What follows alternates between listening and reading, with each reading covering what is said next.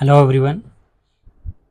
JKPSC lecture 10+2 का हम जो सिलेबस कवर कर रहे हैं उसमें हम बहुत सारे जो टॉपिक्स है वो कवर कर चुके हैं। और पब्लिक एडमिनिस्ट्रेशन की अगर बात की जाए तो पब्लिक एडमिनिस्ट्रेशन में हम फर्स्ट जो चैप्टर यूनिट फर्स्ट है जो इंट्रोडक्शन टू पब्लिक एडमिनिस्ट्रेशन ये हम कंप्लीट कर चुके हैं। Public administration meaning, nature, scope, उसके बाद जो न्यू पब्लिक एडमिनिस्ट्रेशन इसको भी हम कवर कर चुके हैं। न्यू पब्लिक मैनेजमेंट और पब्लिक प्राइवेट एडमिनिस्ट्रेशन इसमें जो डिफरेंस है वो भी हम पढ़ चुके हैं। उसके बाद जो कंपैरेटिव पब्लिक एडमिनिस्ट्रेशन ये पूरा कंप्लीट हम कर चुके हैं। उसके बाद जो नेक्स्ट यूनिट जो है ऑर्गेनाइजेशन थ्योरी, इसमें क्लासिकल ऑर्गेनाइजेशन थ्योरी जैसे फायोल, उर्विक, गुलिक, उसके बाद जो scientific management theory Taylor, bureaucratic जो थ्योरी है मैक्स वेबर के द्वारा दी गई थी। उसके बाद ह्यूमन रिलेशंस थ्योरी अल्टरमायो और इकोलॉजिकल अप्रोच बाय फ्रेडरिक्स। तो ये सारे थ्योरीज हम कर चुके हैं। इसमें हमारा एक ही टॉपिक बचता है जो है पोस्ट ब्यूरोक्रेटिक थ्योरीज और जो मैक्स वेबर के जो क्रिटिक्स हैं।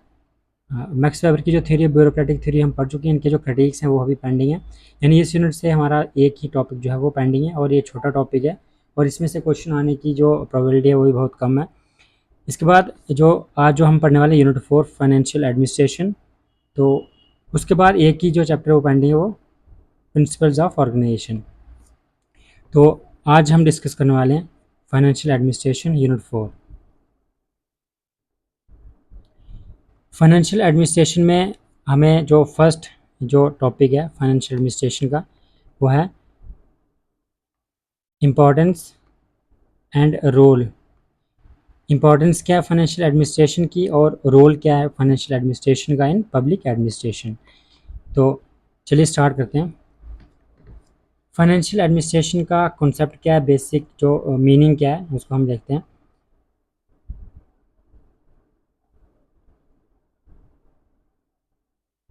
एजेंसीज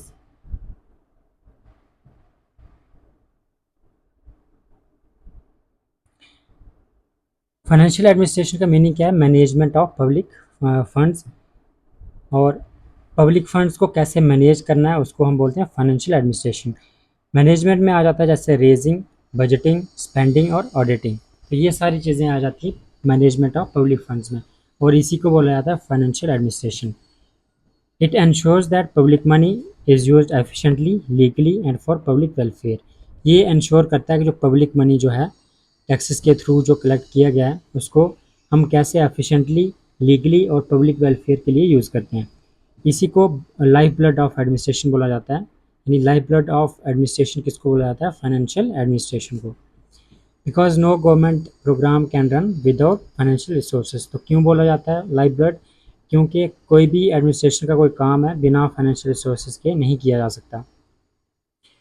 इंपॉर्टेंस क्या है, जो फर्स्ट यूनिट है इंपॉर्टेंस एंड रोल। इंपॉर्टेंस में फर्स्ट जो इसका जो मेन जो सिग्निफिकेंस है, क्या रोल है इसका, इम्प्लीमेंटेशन ऑफ पॉलिसीज़। कोई भी पॉलिसी जो है उसको इम्प्लीमेंट करना हो तो यहाँ पे हमें फाइनेंशियल एडमिनिस्ट्रेशन की ज़रूरत पड़ती है। Converts policies into action. Policies को एक्शन में कन्वर्ट करने के लिए यहाँ पे हमें फंड्स की ज़रूरत होती है। Without finance policies remain on paper. बिना फंड्स के जो पॉलिसीज़ है वो सिर्फ पेपर पे ही रहती हैं, उनको इम्प्लीमेंट नहीं किया जा सकता। Ensures accountability. तो एक अकाउंटेबिलिटी इंश्योर करता है। लेजिस्लेटिव, एग्जीक्यूटिव एंड कैग जो है इंश्योर करते हैं कि हर एक जो जो फंड है, पूरा जो पैसा है, एक एक रुपये जो है वो प्रॉपर्ली स्पेंड किया गया है। ये कौन इंश्योर करता है, फाइनेंशियल एडमिनिस्ट्रेशन।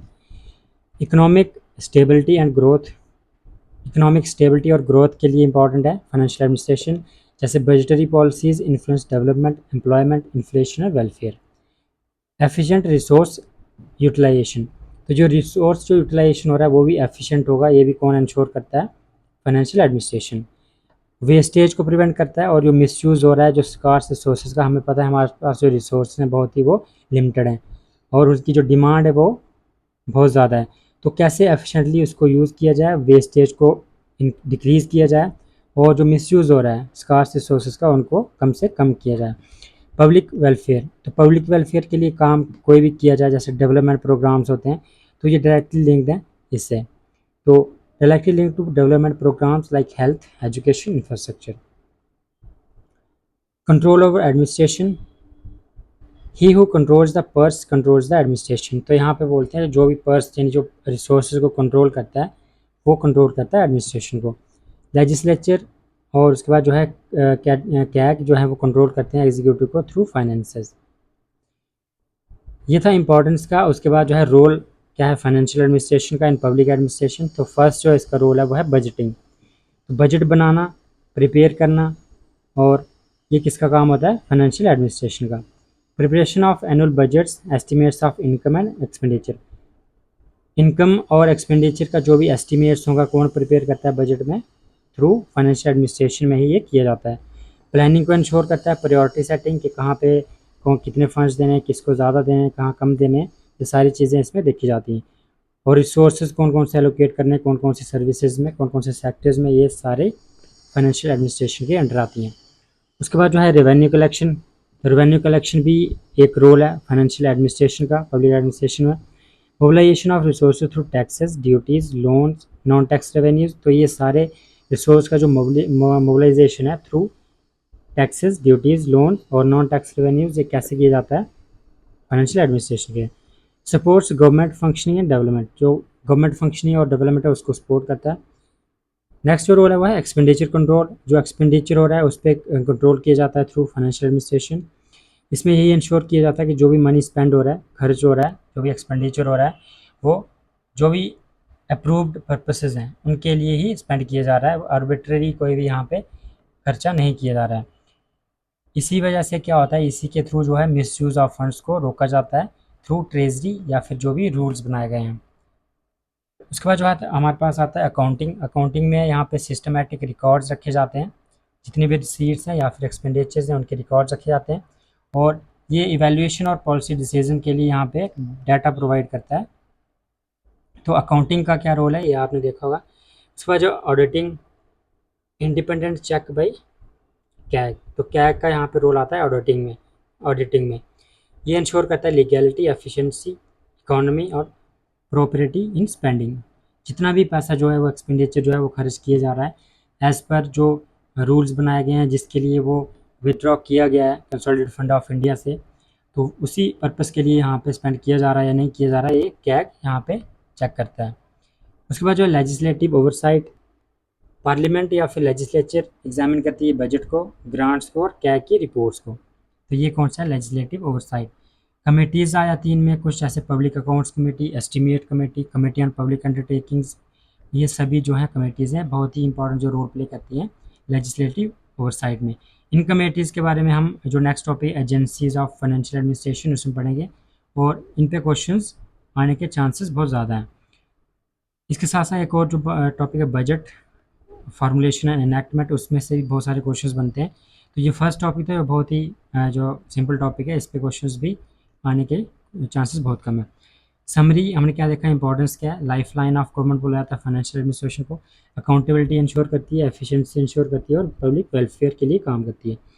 रोल क्या है, budgeting, revenue collection, expenditure control, accounting, auditing, legislative oversight. Key phrase, financial administration is backbone of public administration. तो फाइनेंशियल एडमिनिस्ट्रेशन क्या है? पब्लिक एडमिनिस्ट्रेशन की एक बैकबोन मानी जाती है या फिर लाइफ ब्लड बोला जाता है, क्योंकि कोई भी काम एडमिनिस्ट्रेशन का या गवर्नमेंट का बिना मनी के, बिना रिसोर्स के, बिना फंड्स के नहीं किया जा सकता। तो ये था इम्पोर्टेंस एंड रोल जो इसका फाइनेंशियल एडमिनिस्ट्रेशन का पब्लिक एडमिनिस्ट्रेशन में। नेक्स्ट सेशन में हम पढ़ने वाले हैं इंपॉर्टेंट टॉपिक है बजट कैसे फॉर्मुलेट किया जाता है और कैसे उसकी जो है वो इनेक्टमेंट की जाती है, उसमें कौन कौन सी एजेंसी जो है इन्वॉल्व है।